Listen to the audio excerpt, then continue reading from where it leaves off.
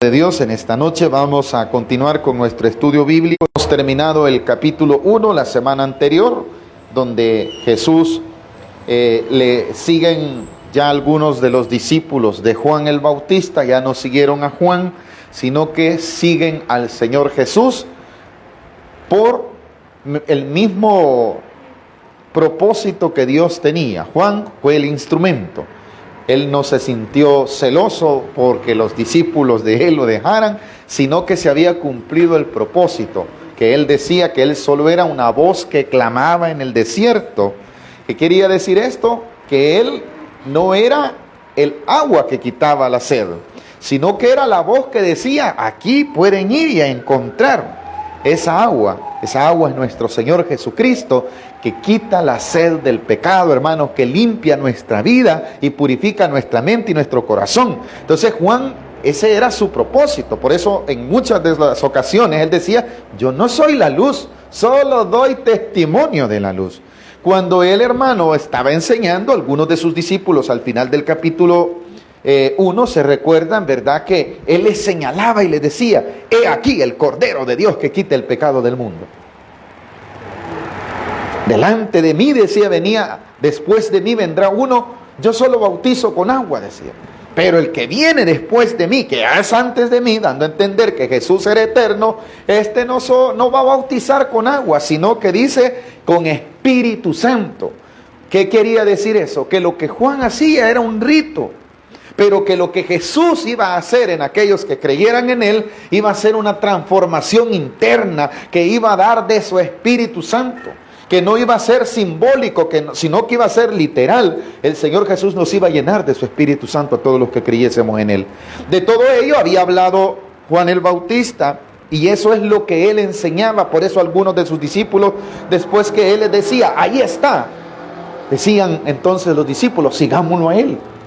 Y Juan no se sentía mal por ello, porque eso es lo que hace un verdadero mensajero de Dios. Solo dirige las almas a Cristo, no las atrae a sí mismo, sino que las dirige hacia su Señor y hacia su Salvador. Y eso es lo que se enseña en esta iglesia. Usted debe de seguir al Señor Jesucristo.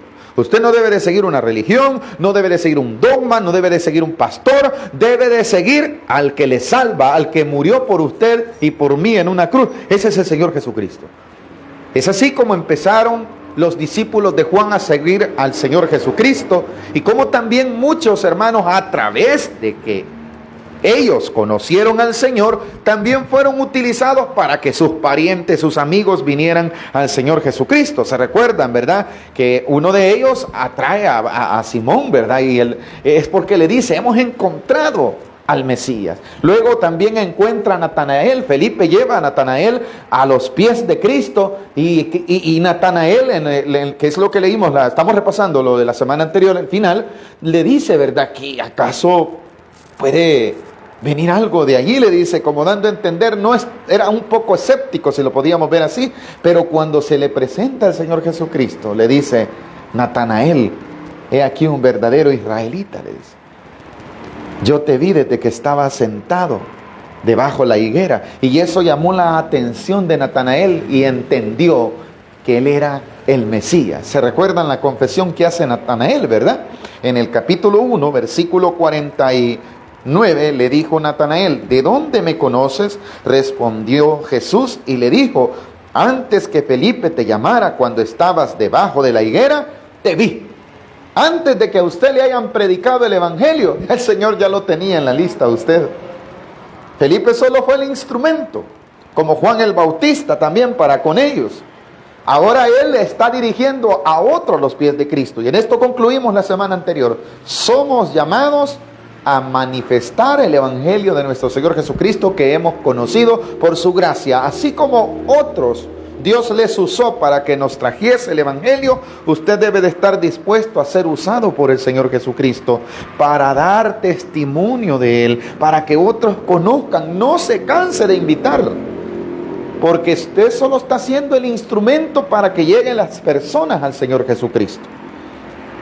Así fue con Felipe, y en ello terminábamos, donde le dice en el versículo 49, respondió Natanael y le dijo, Rabí, tú eres el Hijo de Dios, tú eres el Rey de Israel. Hace una confesión, hermano, de una declaración bastante grande le llama al Señor Jesús maestro.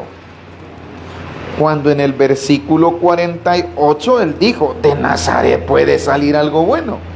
Pero cuando el Señor Jesús, hermano, transforma la mente y el corazón de las personas, Él se les revela, hermano, y la gente empieza a ver a Dios como verdaderamente se debe de ver.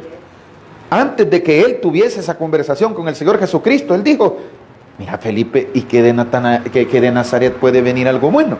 Pero cuando Él tiene, hermano, esa relación personal con el Señor Jesús, su mente es cambiada.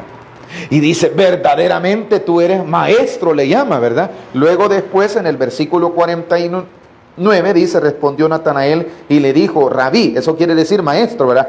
¿Tú eres quién? Hijo de Dios. Es otra declaración muy grande. Y la última, tú eres el Rey de Israel. Le estaba llamando Señor. Tú eres el que esperamos. Como usted y yo hemos confiado y hemos confesado que Jesucristo es el Señor. Amén, hermano. Entonces ahora Jesús se dirige a él y le dice en el versículo 50, respondió Jesús y le dijo, porque te dije, te vi debajo de la higuera, ¿crees? El Señor Jesús lo conocía. Si yo no me hubiese manifestado a ti de esta forma, le está diciendo, tú siguieras siendo incrédulo. Y Dios hizo algo extraordinario para llamar nuestra atención. Mire qué bueno es Dios. Nosotros no necesitábamos de Él y Él decidió llamar nuestra atención. ¿Cómo ve eso? ¿Se ha fijado usted cómo los niños cuando quieren algo, ahí están? Si usted está ocupado, están tocándolo, llamando la atención. Dios, hermano, los necesitados éramos nosotros. Y Él hizo algo, ¿para qué? Para llamar nuestra atención. ¿Cuánto nos sentimos privilegiados por ello, hermano? Mire cómo es Dios de bueno, ¿verdad? Ahora le dice en el 51, cosas mayores que estas verás. 51, y le dijo, de cierto os digo que de aquí en adelante veréis el cielo abierto y a los ángeles de Dios que suben, descienden sobre el Hijo del Hombre. Ahí nos quedamos. ¿Qué es lo que quería decir el Señor Jesús, hermano? A partir de allí empieza Él a crear su grupo de discípulos, empieza su ministerio, y en el capítulo 2 vamos a encontrar lo que se considera su primer señal prodigiosa o primer milagro, registrado según el Evangelio de San Juan. Ese es una señal que el mismo Dios estaba manifestando la gloria suya en su Hijo Jesucristo. Ya con sus discípulos en el capítulo 2, se recuerdan que veníamos contando los días en el capítulo 1, ¿verdad? El primer día, el siguiente día, ahora estamos en el capítulo 2, en el tercer día. Y dice el capítulo 2, versículo 1, al tercer día se hicieron unas bodas en Caná de Galilea. Y estaba allí la madre ¿de quién? De Jesús. ¿Quién es más? Y fueron también invitados a las bodas Jesús y sus discípulos. Ya no andaba solo. En el capítulo 1, ¿cómo lo veía Juan? ¿Se recuerda que decía? Ahí está. Entre vosotros hay uno, decía. Ahora ya anda el Señor Jesús con sus discípulos. En la ocasión en la cual San Juan describe, hermano, el tiempo y el lugar, unas bodas. ¿Cómo empieza el ministerio del Señor Jesucristo? ¿Cómo se manifiesta a los hombres? ¿Y cómo termina, hermano, la esperanza de la iglesia? Con unas bodas también. ¿Cuántos sabemos eso, hermano? Así empezó su ministerio y terminará con las bodas del Cordero, donde la esposa, nosotros como iglesia, ¿cuántos nos consideramos iglesia? Terminaremos, hermano, en las bodas del Cordero. Así empieza el Señor su ministerio. Es invitado Él con sus discípulos.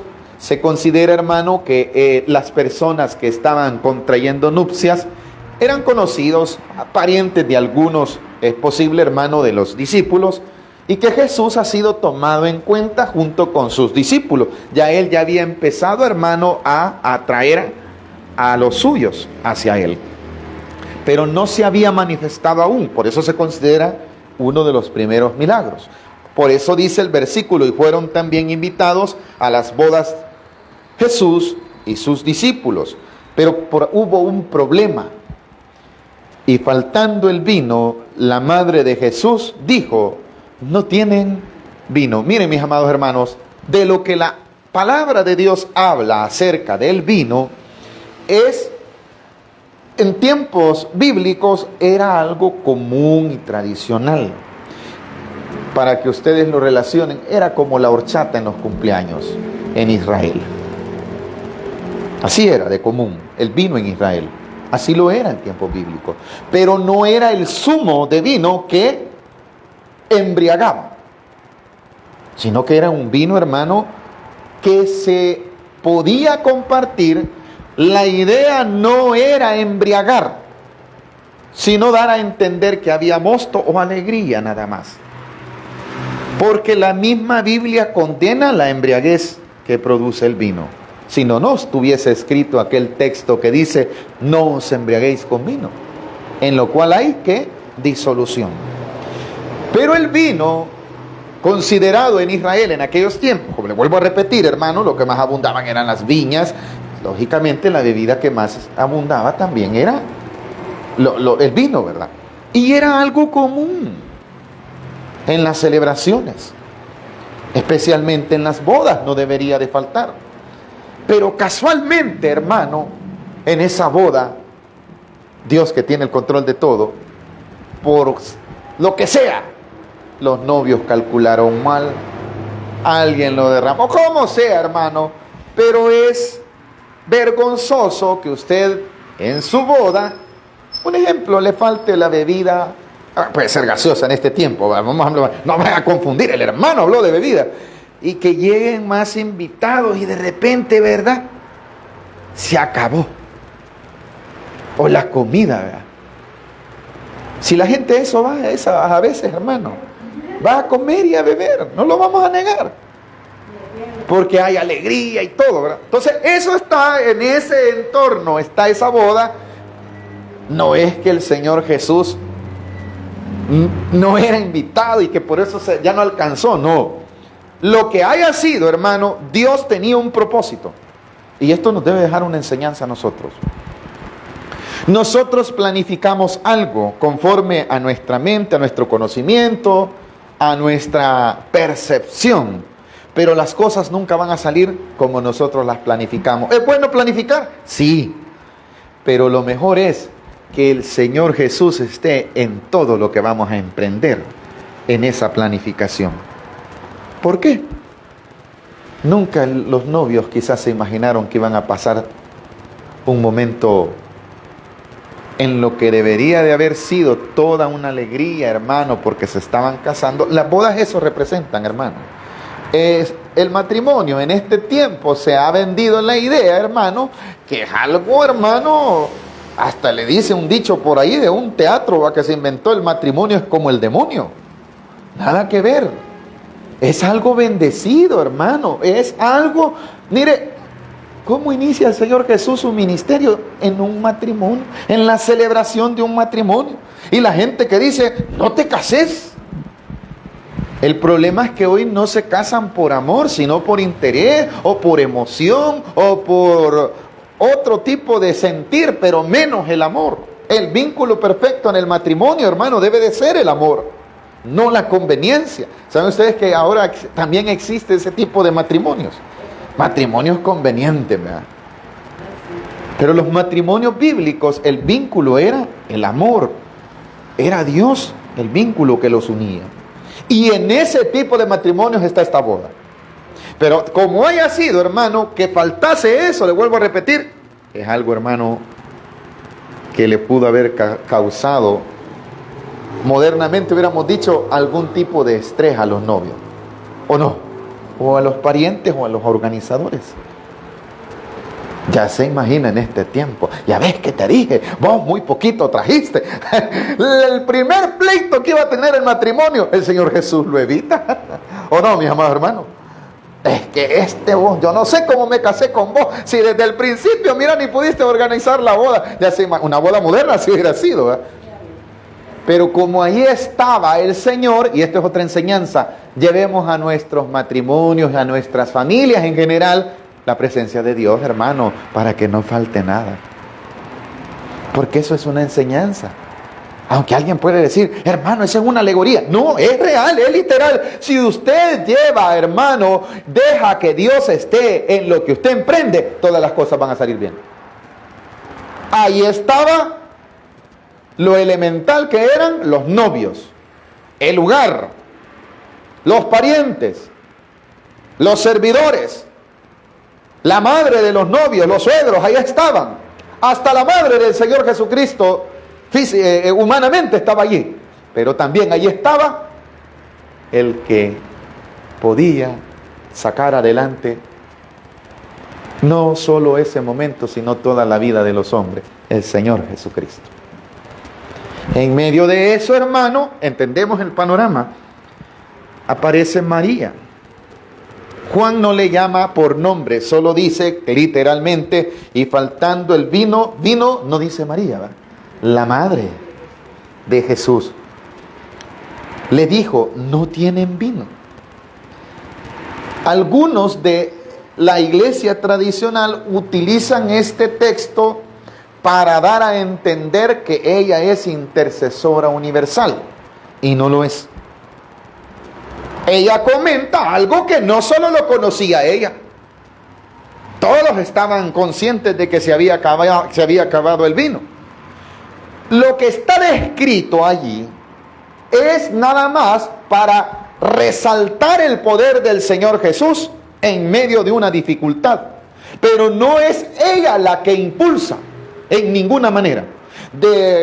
Si haya sido ella o no, si era necesario que así se manifestase por lo establecido por Dios, Dios así lo dejó establecido. Pero no quiere decir con ese texto que fue María la que intercedió, en ninguna manera. ¿Por qué? Porque ella misma, después de que el Señor Jesús da una respuesta se podría hasta tomar en cuenta la respuesta como un poco grotesca o grosera, para que podamos entender, cuando ella dice, y faltando el vino, la madre de Jesús le dijo, no tienen vino. Ahora, ¿había algo que tenemos que resaltar de esa expresión en la madre de Jesús? Sí, claro que sí.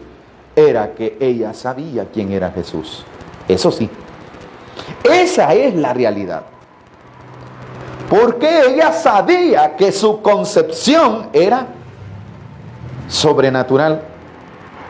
¿Era obra de quién? Dice la Escritura en nosotros evangelios, del Espíritu Santo. Entonces, María era la única que conocía que el que estaba allí con sus discípulos era alguien que sobrenatural. Ella conocía eso. No es, hermano, que ella tomó un lugar que no le pertenecía en ninguna manera. Porque la iglesia tradicional sí, ese texto lo utiliza para llamarla intercesora. En ningún momento. Porque ella misma nos va a dirigir al que puede. Y es en la siguiente expresión, después de la respuesta del Señor. En el versículo 4 encontramos la respuesta del Señor Jesús. Le dijo, ¿qué tienes conmigo, mujer? ¿Aún no ha venido mi hora? Esa respuesta, hermano, literalmente sabe qué significa. ¿Y qué? Aunque usted no lo crea, alguien me puede decir, sí, hermano, eso significa. ¿Y qué tengo yo que hacer? ¿Y a nosotros qué? E incluso a ella. No le dice, aunque sonara, hermano, irrespetuoso, no era irrespetuoso. Lo que el Señor Jesús estaba dictaminando era, hay algo establecido por el Padre, todavía no, le dice. Es el tiempo de la manifestación de lo que tú conoces, porque tanto el Señor Jesús como María sabían. ¿Se recuerdan cuando Jesús se queda en el templo? Dice que la madre de él, María, guardaba todo eso en su corazón, porque ella sabía cómo es que fue engendrado. ¿Estamos entendiendo, hermano? Ella sabía que lo que había dentro de ella no era obra de ella.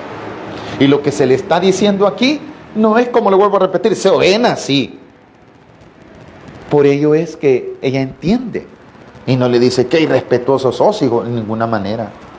Entre ellos sí sabía, tanto Jesús sabía que quién era él, como también María guardaba todas esas cosas. Algunos interpretan que ella se lo dijo, hermano, para que diera un discurso o ver de qué forma entretenía aquel momento un poco estresante que estaba pasando. Pero lo que la palabra de Dios quiere resaltar es eso. María sí conocía quién era el Señor Jesucristo. Ella sabía que era un ser sobrenatural.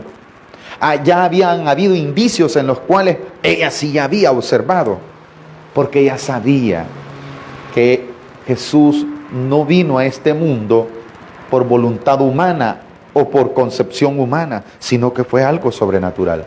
Como dice ella cuando el ángel le visita y le dice que va a ser en ella engendrado aquel del quien se profetizó. Ella entiende por qué le llamas a tu sierva, se considera a sí mismo, hermano, se unía. Todas esas cosas ella las conoce. Y ya sabe que va a llegar un momento en el cual es su hijo, a quien ella, hermano, para quien ella fue utilizada, va a manifestarse. Pero él le aclara. Todavía no le llama ni madre en el versículo. Literalmente le dice que tienes conmigo, como dándole a entender, tú conoces esto, tú conoces quién soy, pero hay que esperar el tiempo del que lo ha establecido, que era él mismo. No sé si ustedes pueden percibir, en el versículo 6 que la respuesta es un poco, se suena así, ¿verdad? Ahora, ella entiende y en el versículo siguiente, su madre dijo, aquí está, a los que servían, haced todo lo que os dijere. ¿A quién está refiriéndose la madre que hagan lo que dice? ¿A ella o al Señor Jesucristo? Entonces ¿a quién le está acreditando él la gloria? Al Señor Jesús. No los está trayendo hacia ella, ¿verdad? No se establece de ahora en adelante para que el Señor haga algo, tienen que decírmelo a mí, en ninguna manera. Ella misma sabe que es imposibilitada y por eso les dice, miren, hagan lo que les dice. Si Él quiere, como queriendo decir, si de su voluntad está hacer algo, lo haga. Vayan y hagan lo que les dice, les dice. ¿Está dirigiendo a quién? La madre del Señor. ¿Está dirigiendo a las personas hacia ella o hacia el Señor Jesús? Hacia el Señor Jesús. Por eso la gente de la iglesia tradicional tiene esa confusión, que hay que ir primero a ella para que ella los dirija. No. Ella misma decreta que hay que hacer lo que el Señor, lo que su Señor, de quien ella consideraba que podía hacer algo. ¿Sabe lo que está haciendo ella?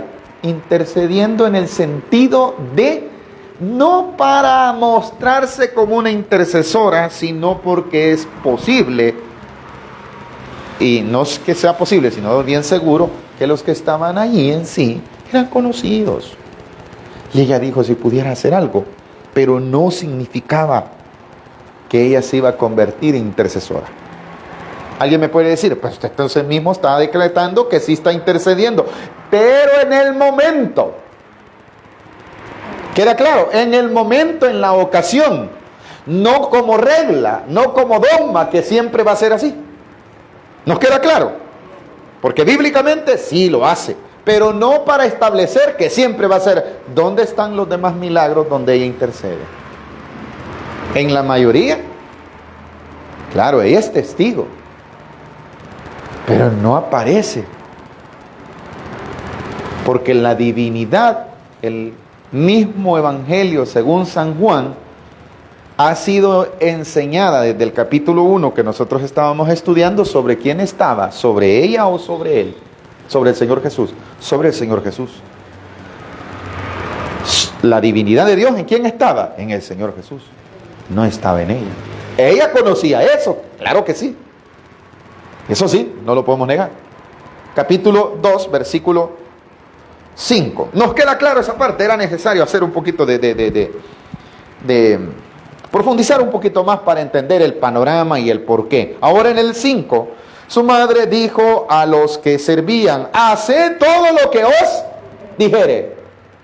No dice haced todo lo que yo les diga. ¿Entendemos eso? 6. Y estaban allí 6 tinajas de piedra para agua, conforme al rito de la purificación de los judíos, en cada una de las cuales cabían 2 o 3 cántaros. Lo que había allí, hermano, eran simples depósitos. En los tiempos bíblicos eran hechos de piedra y no eran pequeños. Dice que en cada uno de ellos cabía ¿cuántos? 2 o 3 cantaradas. Ahora, hermano, eso es lo glorioso de este texto, la manifestación del Señor Jesús. Esos depósitos se llenaban de agua, ¿para qué? Para la purificación, dice, ¿verdad? Tenían un propósito. Lo que Moisés, hermano, en tiempos antiguos, ¿cuántos sabemos que Moisés fue usado por Dios para convertir el agua en qué? ¿Alguien sabe en qué convirtió Moisés el agua? En sangre. Ahora el Señor Jesús no va a convertir el agua en sangre, sino en vino. Pero, ¿por qué lo relaciona?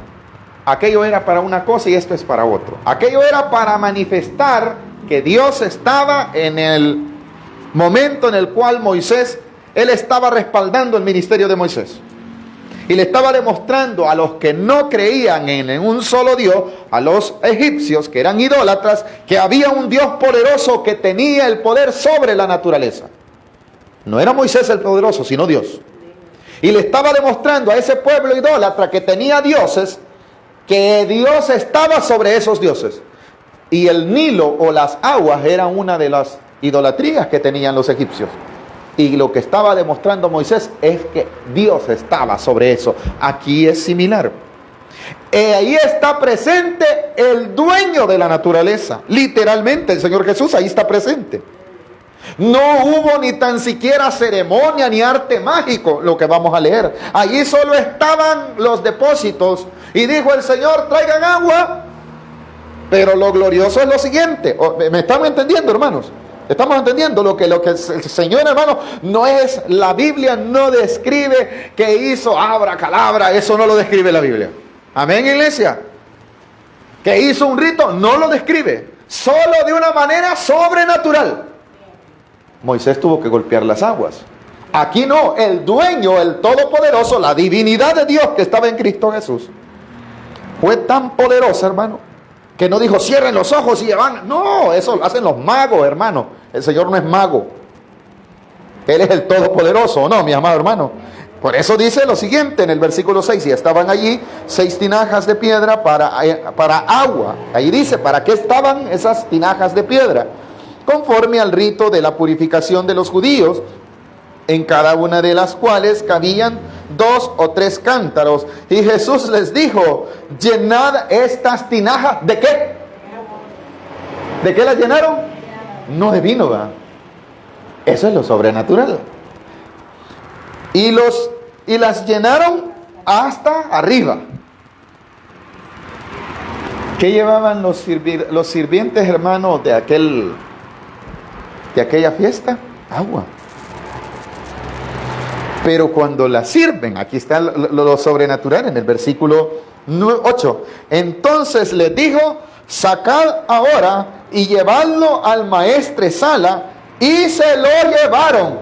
Hermano, llevaban agua, pero cuando lo llevaban hacia el encargado del banquete, esa es la palabra maestresala, quería decir la persona encargada, hermano, del banquete. O el supervisor, el que estaba a cargo. Y llevaban, hermano, metieron agua. Pero cuando lo llevan al maestresala, ¿qué es lo que llevan? Queda incógnita. ¿A dónde se convierte el agua en vino? ¿En las tinajas o cuando la llevan? ¿Qué creemos nosotros? Pues vamos a leer el texto. En el versículo 7 y 8, Jesús les dijo, llenad estas tinajas ¿de qué? De agua. Y las llenaron hasta arriba. ¿De qué las llenaron? Vale. Entonces les dijo, sacad ahora y llevadlo al maestresala. ¿Por qué me detengo en esa parte? ¿En qué momento? Si usted se fija, no existe. Y el Señor hizo aquello, se puso así, hizo una... Va que no existe. ¿Qué es eso? Es una señal sobrenatural. Es una manifestación. Llevan agua, llenan las tinajas, porque les dijo, traigan agua aquí. Si dice que las llenaron, no había ni tan siquiera, hermano, más espacio para que el Señor agarrara algo y lo exprimiera, porque muchos pueden considerar esa opción también, si hubieran rebalsado o no. Llenan el agua. El Señor solo con su mirada, con lo que haya dicho, hermano, cuando ya la sacan, ya no sacan agua, llevan y que la llevan. En el momento en que llevan o posiblemente agarraron agua, porque la Biblia no lo describe, pero cuando llega ya hacia donde era necesario el vino, ya no es agua, es vino. Eso es lo sobrenatural. Y eso lo vieron sus discípulos. ¿Quiénes más? María, la madre del Señor Jesucristo. Los servidores de aquella fiesta, que no eran discípulos del Señor, pero en ellos se está manifestando la divinidad del Señor. En el versículo 8 lo declara. Entonces les dijo, sacad ahora y llevadlo al maestresala, y se lo llevaron, pero ya no le llevaban agua. ¿O no, mis amados hermanos? Eso es lo sobrenatural. Echaron agua y llevaban vino. Versículo 9. Cuando el maestresala probó, allí aclara. ¿El qué? El agua hecha vino. Hermano, ¿cómo pudo haber sido el Señor eso? Las maneras naturales era que el Señor saliera corriendo con sus discípulos a un vecino. ¡Hey, tienen vino! Es que hay una fiesta aquí a la par y no tienen, démenlo. Pero ¿cuánto se hubiera tardado? O sea, ir allá, hermano, y como si usted se pone a pensar llevar desde la vid y exprimir, o sea, no tenía necesidad de eso. Era una señal que ahí estaba el mismo ser que hizo toda la naturaleza, como estaba con Moisés. ¿Cuál es la diferencia? Que allá a los impíos les está enseñando, ¿verdad? Ustedes confían en esta agua, se la voy a convertir en sangre. Aquí les está diciendo, esa agua yo la puedo convertir en vino, porque soy el que tiene el control de todo. Eso es lo glorioso, y no era cualquier vino. Ya lo vamos a ver en el versículo 9. Cuando el maestresala probó el agua hecha, ahí está lo sobrenatural. Porque llenaron las tinajas ¿de qué? De agua. Pero cuando va, posiblemente en el camino iba. Traigan vino, dijeron, o traigan, llévenselo, dijo el Señor.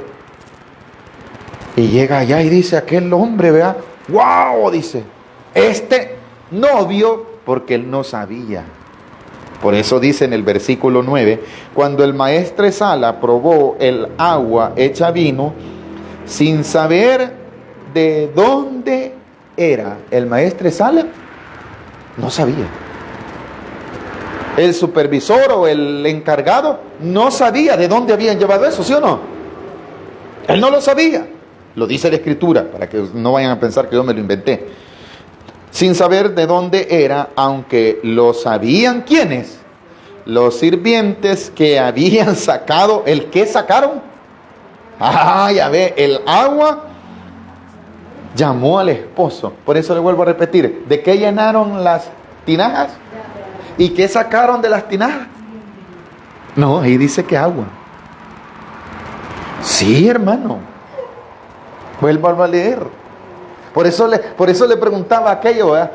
¿Cuándo es que se convierte? Cuando el Señor quiere. ¿Tienen dudas? ¿Ah? Solo vamos a leer 2 versículos para que nos quede claro. En el versículo 7 Jesús les dijo, llenad estas tinajas ¿de qué? De agua. ¿A quiénes le dijo eso? A los sirvientes. Allí dice llenad Vaya, pero aquí dice en el 9, al final, cuando el maestresala probó el agua hecha vino, sin saber él de dónde era, oiga lo que dice la siguiente parte, aunque lo sabían los sirvientes que habían sacado el ¿qué? Por eso le digo, es posible el vino, cuando ellos lo llevaban se convirtió, no en las tinajas. Ese es solamente, como le vuelvo a repetir, según la Escritura, da a entender que el Señor en cualquier momento pudo haber convertido el agua en vino. El maestresala no sabía, los sirvientes sí sabían, que echaron agua en las tinajas y que sacaron también agua, pero cuando se lo presentan, eso es lo que hizo el Señor. De una manera sobrenatural. Los sirvientes sabían, si supiera que nosotros agua echamos allí y que lo que le trae, oh no, hermano, ellos sí sabían, ahí lo dice claramente, ¿verdad? Aunque lo sabían los sirvientes que habían sacado el agua, llamó al esposo y le dijo, todo hombre sirve primero el buen vino y cuando ya han bebido mucho, entonces el inferior, mas tú has reservado el buen vino hasta ahora. Él no sabía, hermano. La costumbre, le vuelvo a repetir, no era malo, hermano, servir vino. Lógicamente, el primer vino tenía que ser de gran calidad porque las personas estaban en sus 5 sentidos. Sí, de alguna manera u otra, otras personas quizás ya estaban muy embriagadas y querían más vino, les daban cualquier cosa. Lo dice la Escritura. Lo dice la Escritura, me lo estoy inventando. Primero, ¿qué servían? La calidad, ¿verdad? Ya después, yo quiero más, dale agua a vos. Cualquier cosa le daban, ¿sí o no? Dale, sí, hermano, lo dice la Escritura, no lo estoy diciendo yo. Cuando las personas llegaban en sus 5 sentidos, le servían, ya después, tanto que molesta a vos, no vamos a acabar en nada, ¿verdad? Échale agua. La idea es que, no, ya ellos ya no sentían. Pero le dice tú, aquel novio, hermano, que había pasado un gran estrés, ¿cómo han venido? ¿O no, hermano? Se ha de haber quedado sorprendido. ¿O no, mis amados hermanos? Aquí fue al revés, no es que haya sido al revés. Ahí estaba el único ser supremo que puede hacer las cosas tal como dice la Escritura. El postrer estado, hermano, el Señor lo puede hacer mejor. ¿Se recuerdan de la gloria del templo? Dios hizo que también el segundo templo tuviera una gloria. Él es experto, hermano, en cambiar las circunstancias de la vida, no solamente de estos novios, sino también de nosotros, hermano. Sí lo ha hecho, hermano. Nuestra vida no tenía sentido antes del Señor Jesús. Muchos de nosotros estuviéramos esperando ya la muerte o ya estuviéramos muertos. ¿Quién nos dio sentido de vida? El Señor Jesús. ¿Sí o no, mis amados hermanos? Cambió nuestras circunstancias, como cambió las circunstancias de este novio que se encontraba, hermano, en un momento en el cual dijo, yo no me imaginé que iba a venir tanto hombre a comer, a beber hoy. Pero ahora, hermano, se le ha cambiado su situación. Tanto que aquel encargado le dice, wow, le dice, hoy te mandaste, mirá, le dijo, todos hacen de que al principio eran lo mejor, ya después dan el bagazo. Tú no, le dice. Pero la Biblia aclara, porque él no sabía, hermano. Aquí hay algo también glorioso. Dios revela a quien Él quiere. Los sirvientes lo sabían y Él no. ¿Podemos avanzar? Vamos al versículo 11. Y aquí es donde dice la Escritura, hermano, este principio de señales. Por eso les decía, la Biblia declara que es posible sea el primero de los milagros del Señor Jesús. Dice, este principio de señales hizo Jesús, ¿a dónde? En Caná de Galilea. Y manifestó, ¿cuál era el propósito ese? Su gloria, y sus discípulos creyeron en Él. Ya habían creído en Él, pero no habían visto una manifestación gloriosa. 12, terminemos. Después de esto descendió a Capernaum, él, su madre, sus hermanos, sus discípulos, y estuvieron allí no muchos días. Llegó a la boda, se quedó un ratito, él siguió su curso porque ha empezado ahora su ministerio. Ahora se ha empezado a glorificar el que lo envió, literalmente, hermano. Y a veces sucede en nuestras vidas. Planificamos las cosas y no nos salen, termina saliendo bien porque Dios está ahí con nosotros. ¿A cuánto nos ha pasado? Y cuando nosotros las planificamos salen mal. Le voy a contar una pequeña experiencia. Lo contamos. Mi esposa no sabe lo que voy a contar. Lo voy a contar.